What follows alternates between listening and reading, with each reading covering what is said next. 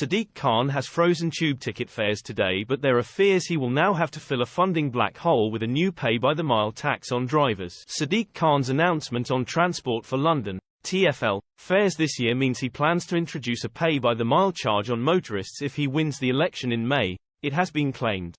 The Labour London Mayor's Conservative rival Susan Hall has pointed to suggestions that plans already are being put in place to allow charging by the mile on top of Khan's crippling expansion of the ultra-low emission zone, ULEZ. Ms. Hall, a London Assembly member, believes that the freeze in fares is an election gimmick, with Khan and his team worrying that his unpopularity could see him ousted by voters in London. She told Express, "The only way Sadiq Khan can freeze fares is by bringing in his pay-per-mile scheme, which would force all drivers to pay a new tax for every mile you drive." This week, his team revealed he is spending up to £150 million building the technology for 2026, and he has openly admitted that he was inspired by Singapore's pay-per-mile system. Sadiq Khan cannot be allowed to wage war on motorists like this. Londoners are not going to be fooled by airy promises that come with heavy taxes later. In May, I will put a stop to his ULEZ expansion and his pay-per-mile plans. The freeze in fares has shocked many because Mr. Khan's mishandling of TfL has already seen the government have to bail it out. There was a warning that his decision to freeze fares would end up starving the creaking transport network in London of the investment it desperately needs. Maxwell Marlowe, director of research at the Adam Smith Institute, said, "Freezing fares is impoverishing London.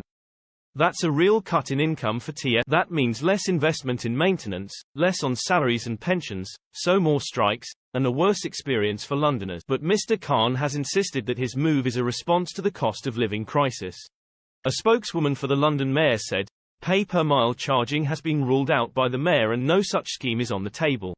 In his press release, Mr. Khan said, "The cost of living crisis continues to hit Londoners hard. That's why I've decided to step in again to freeze TfL fares. Not only will this put money back in people's pockets, making transport more affordable for millions of Londoners, but will encourage people back onto our public transport network.